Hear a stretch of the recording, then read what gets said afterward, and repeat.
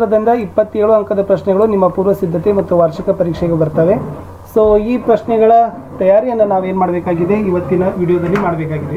Already ಭೌತಶಾಸ್ತ್ರ ಮತ್ತು ರಸಾಯನಶಾಸ್ತ್ರದಲ್ಲಿ ನಾವು ವಿಡಿಯೋಗಳನ್ನು ಹಾಕಿದ್ದೀವಿ. ಎಲ್ಲ ಪಾಠದಿಂದ ಇರ್ತಕ್ಕಂಥ ಮೋಸ್ಟ್ ಇಂಪಾರ್ಟೆಂಟ್ ಕ್ವಶನ್ ಆನ್ಸರ್ಸ್, ಒಂದು ಮಾಡೆಲ್ ಕ್ವಶನ್ ಪೇಪರನ್ನು ಸಹಿತ ಸಾಲ್ವ್ ಮಾಡಿದ್ದೀನಿ. ಅದನ್ನು ಕೂಡ ತಾವುಗಳು ನೋಡ್ಬೋದು. ಸೊ ದಯಮಾಡಿ ವಿಡಿಯೋಗಳನ್ನು ಲೈಕ್, ಶೇರ್ ಹಾಗೂ ಸಬ್ಸ್ಕ್ರೈಬ್ ಮಾಡಲು ಮರೆಯದಿರಿ ಅಂತ ಹೇಳ್ತಾ, ಸ್ವಲ್ಪ ಸೌಂಡಲ್ಲಿ ಡಿಸ್ಟರ್ಬೆನ್ಸ್ ಇದೆ, ಹೋಳಿ ಹುಣ್ಣಿಮೆ ಹಬ್ಬ ಇದೆ. ಸೊ ನಾನು ಟೌನಲ್ಲೇ ಇರೋದ್ರಿಂದ ಇಲ್ಲೋ ತಮಗೆ ಡಿಸ್ಟರ್ಬೆನ್ಸ್ ಅನ್ನಿಸ್ಬಹುದು ವಾಯ್ಸಲ್ಲಿ, ಬಟ್ ಆದರೂ ಕೂಡ ಕ್ವಶನ್ಸ್ಗಳನ್ನು ನೋಡ್ಕೊಡ್ರಿ. ಇನ್ನೊಂದು ವಿಡಿಯೋವನ್ನು ನಾವು ಪೋಸ್ಟ್ ಮಾಡೋರಿದ್ದೀವಿ. So questions main important questions, but ಅದಕ್ಕೆ ನಾವು ಏನು ಮಾಡ್ತಾ ಇದ್ದೀವಿ ಅಂದರೆ, ಈ ಒಂದು ವಿಡಿಯೋಗೆ 1000 ಲೈಕ್ಸ್ಗಳನ್ನು ಎಕ್ಸ್ಪೆಕ್ಟನ್ನು ಮಾಡ್ತಾ ಇದ್ದೀವಿ. ನಿಮ್ಮ 1000 ಲೈಕ್ಸ್ಗಳು ಬಂದರೆ ಸೊ ಖಂಡಿತವಾಗಿ ನಾವು ಏನು ಮಾಡ್ತೀವಿ, ಇನ್ನೊಂದು ವಿಡಿಯೋಗಳನ್ನು ಹಾಕ್ತೀವಿ. ಮೋಸ್ಟ್ ಇಂಪಾರ್ಟೆಂಟ್ ಅಲ್ಲಿದ್ದ ಕ್ವಶನ್ಸ್ಗಳು ಬಂದೇ ಬರ್ತವೆ.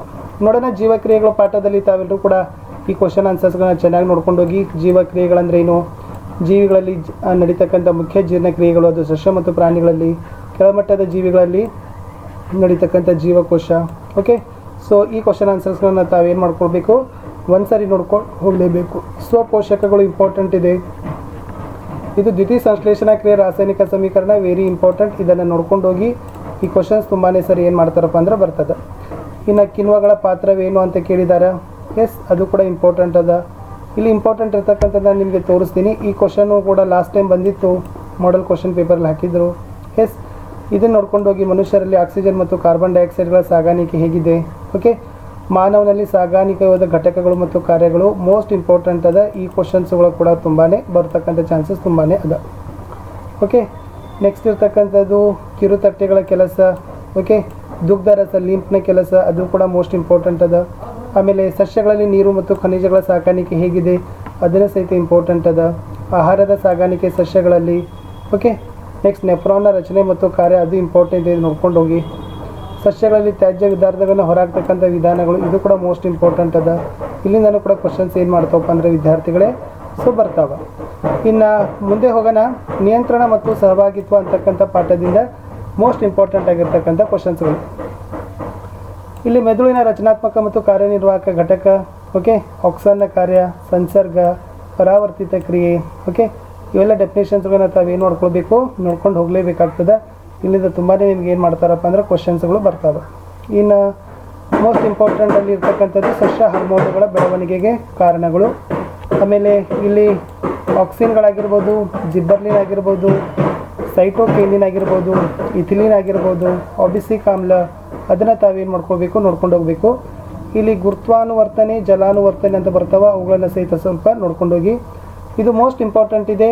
ಎಸ್, ರಾಸಾಯನಿಕ ಗ್ರಂಥಿಗಳು, ಅದು ಕಂಡು ಬರ್ತಕ್ಕಂಥ ಭಾವ ಸ್ರವಿಸುವ ಹಾರ್ಮೋನು, ಅದರ ಕಾರ್ಯ. ಎಸ್, ಇದನ್ನು ಕೂಡ ಇಲ್ಲಿಂದ ಕ್ವಶನ್ಸ್ಗಳು ಖಂಡಿತವಾಗಿ ಬರ್ತವೆ. ಸಸ್ಯ ಹಾರ್ಮೋನುಗಳು ಮತ್ತು ಪ್ರಾಣಿ ಹಾರ್ಮೋನುಗಳಿಂದ ಮೇನ್ ಆಗಿರ್ತಕ್ಕಂಥ ಕ್ವಶನ್ಸ್ಗಳು. ಇನ್ನು ಪೋಷಣಾ ಸ್ತರಗಳಂದರೆ ನೋಡ್ಕೊಂಡೋಗಿ. ಪರಿಸರ ವ್ಯವಸ್ಥೆ ಅಂದರೆ ನೋಡ್ಕೊಂಡೋಗಿ. ಒಂದೊಂದು ಮಾರ್ಕ್ಸಿಗೆ ಬರ್ಬೋದು. ಇದೊಂದು ಆಹಾರ ಸರಪಳಿಗಳನ್ನು ಕಲ್ತ್ಕೊಡ್ರಿ. ಇನ್ನು ವಿಘಟಕಗಳ ಪಾತ್ರ ನೋಡ್ಕೊಂಡೋಗಿ. ಆಹಾರ ಜಾಲ ಅಂದರೆ ಏನು, ಅದು ಇಂಪಾರ್ಟೆಂಟ್ ಅದ. ಇಲ್ಲಿ ನಾನು ನಿಮಗೆ ಮೋಸ್ಟ್ ಇಂಪಾರ್ಟೆಂಟ್ ಆಗಿರ್ತಕ್ಕಂಥದ್ದನ್ನೇ ಹೇಳ್ತಾ ಇದ್ದೀನಿ. ಸೊ ಓಝೋನ್ ಇದೆ, ಅದ್ರ ಬಗ್ಗೆ ನೋಡ್ಕೊಂಡೋಗಿ. ಇದು ಇಂಪಾರ್ಟೆಂಟ್ ಇದೆ ಕ್ವಶನ್. ತ್ಯಾಜ್ಯ ವಿಲೇವಾರಿ ಕಡಿಮೆ ಮಾಡಲು ಸೂಚಿಸ್ತಕ್ಕಂಥ ಕ್ರಮಗಳು. ಆಮೇಲೆ ಓಝೋನ್ ಪದರಕ್ಕೆ ಹಾನಿ ಉಂಟು ಮಾಡಲು ಕಾರಣ ಏನು, ಅದು ಹಾನಿಯನ್ನು ಕಡಿಮೆ ಮಾಡಲಿಕ್ಕೆ ಯಾವೆಲ್ಲ ಕ್ರಮಗಳನ್ನ ಕೈಗೊಳ್ಳಬೇಕು ಅನ್ನೋದು ಸಹಿತ ಇಂಪಾರ್ಟೆಂಟ್ ಇದೆ. ಇನ್ನು ಜೀವಿಗಳು ಹೇಗೆ ಸಂತಾನೋತ್ಪತ್ತಿ ಮಾಡ್ತವೆ ಅಂತಂದರೆ, ಸಂತಾನೋತ್ಪತ್ತಿ ಅರ್ಥ ನೋಡ್ಕೊಡ್ರಿ. ಲೈಂಗಿಕ ಸಂತಾನೋತ್ಪತ್ತಿ ಅಂದರೆ ಏನು, ಅದು ಕೂಡ ಇಂಪಾರ್ಟೆಂಟ್ ಅದ. ಸ್ವಕೀಯ ಪರಾಗಸ್ಪರ್ಶ, ಪರಕೀಯ ಪರಾಗಸ್ಪರ್ಶ, ಅದು ಕೂಡ ಮೋಸ್ಟ್ ಇಂಪಾರ್ಟೆಂಟ್ ಅದ. ಇನ್ನು ಇದು ನೋಡ್ಕೊಂಡೋಗಿ. ಗರ್ಭ ನಿರೋಧಕತೆಯ ವಿವಿಧ ಹಂತಗಳು. ಆಮೇಲೆ ಪ್ರೌಢಾವಸ್ಥೆಯ ಸಮಯದಲ್ಲಿ ಹುಡುಗಿಯರಲ್ಲಿ ಕಂಡು ಬರ್ತಕ್ಕಂಥ ಬದಲಾವಣೆಗಳು, ಹುಡುಗರಲ್ಲಿ ಕಂಡು ಬರೋ ಬದಲಾವಣೆಗಳು, ಅದನ್ನು ಸಹಿತ ನೋಡ್ಕೊಂಡು ಹೋಗಬೇಕು. ಆಮೇಲೆ ಗರ್ಭ ನಿರೋಧಕ ವಿಧಾನಗಳು ಯಾವ್ಯಾವ ಇದಾವದ, ಅವುಗಳನ್ನು ಸಹಿತ ನೆನಪಿನಲ್ಲಿ ಇಟ್ಕೊಡ್ರಿ. ಇನ್ನು ಅನುವಂಶತೆ ಮತ್ತು ವಿಕಾಸದ ಪಾಠದಲ್ಲಿ ಹೋಗೋದಾದರೆ ವಿದ್ಯಾರ್ಥಿಗಳೇ, ಇದು ಕೂಡ ಮೋಸ್ಟ್ ಇಂಪಾರ್ಟೆಂಟ್ ಅದ.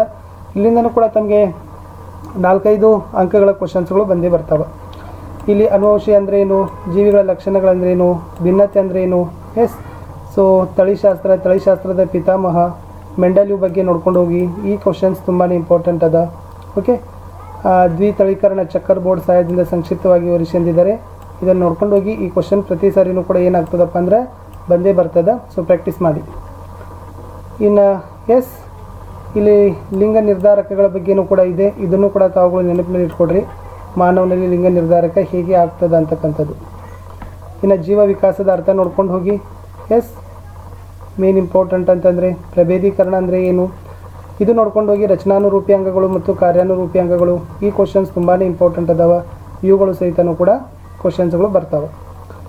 ಇನ್ನು ಮುಂದೆ ನೋಡೋದಾದರೆ ವಿದ್ಯಾರ್ಥಿಗಳ ಶಕ್ತಿ ಆಕಾರಗಳಲ್ಲಿ ಉತ್ತಮ ಶಕ್ತಿ ಆಕಾರದ ಲಕ್ಷಣಗಳೇನು ನೋಡ್ಕೊಂಡು ಹೋಗಿ. ಪಳೆಯುಳಿಕೆ ಇಂಧನಗಳ ಅನಾನುಕೂಲಗಳನ್ನು ನೋಡ್ಕೊಂಡು ಹೋಗಿರಿ. ಎಸ್, ಪರ್ಯಾಯ ಇಂಧನಗಳ ಬಳಕೆಯ ಅವಶ್ಯಕತೆ ಏನಿದೆ ಅಂತಕ್ಕದ್ದು ಕೂಡ ಕೇಳ್ತಾರೆ. ಜೈವಿಕ ಶಕ್ತಿ ಅಂದ್ರೆ ಏನು? ಸೊ ಇವೆಲ್ಲ ಕ್ವಶನ್ಸ್ಗಳು ಕೂಡ ಏನಾದವಪ್ಪ ಅಂದರೆ ಇಂಪಾರ್ಟೆಂಟೇ ಇದ್ದಾವೆ. ಸೌರಫಲಕ, ಸೌರಕೋಶ. ಸೊ ಮೋಸ್ಟ್ ಆಗಿ ನಿಮಗೆ ಏನು ಮಾಡ್ತಾರೆ ಎಕ್ಸಾಮಿನೇಷನ್ಸ್ಗಳಲ್ಲಿ ಕೇಳ್ತಕ್ಕಂಥ ಪ್ರಶ್ನೆಗಳೇ ಇವುಗಳು ಆಗಿದ್ದಾವೆ. ಇನ್ನು ಸೌರಕೋಶಗಳ ವೈಜ್ಞಾನಿಕ ಮತ್ತು ತಾಂತ್ರಿಕ ಅನ್ವಯಗಳು. ಸೊ ಇಷ್ಟು ಹೋಪ್ ವಿದ್ಯಾರ್ಥಿಗಳೇ, ನಾವು ನಿಮಗೆ ಬಯಾಲಜಿಯಲ್ಲಿ ಯಾವೆಲ್ಲ ಕ್ವಶನ್ಸ್ಗಳು ಬರಬಹುದು ಅನ್ನೋದನ್ನು ನಾನು ನಿಮ್ಗೆ ಏನು ಮಾಡಿದ್ದೀನಿ ಹೇಳಿದ್ದೀನಿ. ಖಂಡಿತವಾಗಿ ಈ ವಿಡಿಯೋಗಳನ್ನು ತಾವುಗಳು ಲೈಕ್ ಮಾಡಬೇಕು. ನಾವು ಹೇಳಿದ್ದೀವಿ 1000 ವಿಡಿಯೋಗಳನ್ನು ನಿಮ್ಮಿಂದ ನಾವು ಏನು ಮಾಡ್ತಾಯಿದ್ದೀವಿ, ಎಕ್ಸ್ಪೆಕ್ಟ್ಗಳನ್ನು ಮಾಡ್ತಾಯಿದ್ದೀವಿ, ಶೇರ್ಗಳನ್ನು ಆಗಬೇಕು. ಸೊ ಖಂಡಿತವಾಗಿ ನೀವು 1000 ಲೈಕ್ಗಳನ್ನು ನಮಗೆ ಕೊಟ್ಟರೆ ನಾವು ಮುಂಬರ್ತಕ್ಕಂಥ ದಿನ ಅಂದರೆ ಸೊ ನೆಕ್ಸ್ಟ್ ಇದಾದ ನಂತರನೇ ಒಂದು ಎಲ್ಲ ಹೋಲ್ ಫಿಸಿಕ್ಸ್, ಕೆಮಿಸ್ಟ್ರಿ ಮತ್ತು ಬಯೋದ ವಿಡಿಯೋಗಳನ್ನು ಏನು ಮಾಡ್ತಾ ಇರ್ತೀವಿ, ತರ್ತಾ ಇದ್ದೀವಿ. ಸಾಧ್ಯವಾದಷ್ಟು ಇಂಗ್ಲೀಷ್ ಮೀಡಿಯಮ್ನ ಒಂದು ವಿಡಿಯೋಗಳನ್ನ ಸಹಿತ ಹಾಕಲಿಕ್ಕೆ ಪ್ರಯತ್ನವನ್ನು ಮಾಡ್ತೀವಿ. ಸೊ ನಮಗೆ ಬೇಕಾಗಿರೋದು ನಿಮ್ಮ ಲೈಕ್ಗಳು, ನಿಮ್ಮ ಶೇರ್ಗಳು, ನಿಮ್ಮ ಸಬ್ಸ್ಕ್ರಿಪ್ಷನ್ಗಳು. ಕನ್ನಡದಿಂದ 33-34 ಕ್ವಶನ್ಸ್ಗಳು ಮಾರ್ಕ್ಸ್ಗಳು ಬಂತು. ಎಸ್, ಮ್ಯಾಥಮೆಟಿಕ್ಸ್ದಿಂದ 40 ಬಂತು, ಇಂಗ್ಲೀಷ್ದಿಂದ 44 ಬಂದಿದೆ, ಗಣಿತದಿಂದನೂ ಕೂಡ 45 ಮಾರ್ಕ್ಸ್ ಬಂದಿದ್ದಾವೆ. ನಾವು ಎಷ್ಟು ವಿಡಿಯೋಗಳನ್ನು, ಕ್ವಾಲಿಟಿ ವಿಡಿಯೋಗಳನ್ನು ಹಾಕ್ತಾ ಇದ್ದೀವಿ ಅನ್ನೋದನ್ನೇ ಸೊ ನೀವೇಗಳನ್ನು ಗೆಸ್ಸಿಂಗ್ ಮಾಡ್ಬೋದು. ನಮ್ಮ ವ್ಯೂಸ್ಗಳಂತೂ ನೋಡಿದರೆ ಬಹಳ ವ್ಯೂಸ್ಗಳು ಬರ್ತಾವೆ. ವ್ಯೂಸ್ ನೋಡಿದರೆ ನಮಗೆ ತಲೆನೋವು. ಬಟ್ ಲೈಕ್ಗಳು, ಶೇರ್ಗಳು ಏನಾಗೋದಪ್ಪ ಅಂತಂದ್ರೆ ಆಗೋದಿಲ್ಲ. ಸೊ ಆ ಕಾರಣಕ್ಕಾಗಿ ನಾವು ನಿಮಗೆ ಪದೇ ಹೇಳ್ತಕ್ಕಂಥದ್ದು ವಿದ್ಯಾರ್ಥಿಗಳೇ, ವಿಡಿಯೋಗಳನ್ನು ಲೈಕ್ ಮಾಡಿರಿ, ಶೇರ್ ಮಾಡಿರಿ ಹಾಗೂ ಸಬ್ಸ್ಕ್ರೈಬ್ ಮಾಡಲು ಮರೆಯದಿರಿ ಅಂತ. ನಿಮ್ಮ ಒಂದು ಲೈಕ್, ನಿಮ್ಮ ಒಂದು ಶೇರ್ ನಮಗೆ ಭಾಳಷ್ಟು ರೀತಿಯಾಗಿರ್ತಕ್ಕಂಥ ಮೋಟಿವೇಶನನ್ನು ತಂದು ಕೊಡ್ತದೆ. ಸೊ ನಮಗೆ ಬೇಕಾಗಿರ್ತಕ್ಕಂಥದ್ದು ವಿದ್ಯಾರ್ಥಿಗಳೇ, ನಿಮಗೆ ಸಪೋರ್ಟ್ ಬೇಕು. ನಿಮ್ಮ ಎಷ್ಟು ಒಂದು ಶೇರ್ ಮಾಡ್ತೀರಿ, ಎಷ್ಟು ಅದಕ್ಕೆ ಸಬ್ಸ್ಕ್ರಿಪ್ಷನ್ಗಳನ್ನು ಕೊಡ್ತೀರಿ, ಎಷ್ಟು ಲೈಕ್ಗಳನ್ನು ಹಾಕ್ತೀರಿ. ಸೊ ನಮಗೆ ಭಾಳಷ್ಟು ರೀತಿಯಾಗಿರ್ತಕ್ಕಂಥದ್ದು ಏನಾಗ್ತದಪ್ಪ ಅಂದ್ರೆ ಇನ್ನಷ್ಟು ವಿಡಿಯೋಗಳನ್ನು ಮಾಡಲಿಕ್ಕೆ ಅನುಕೂಲ ಆಗ್ತದೆ.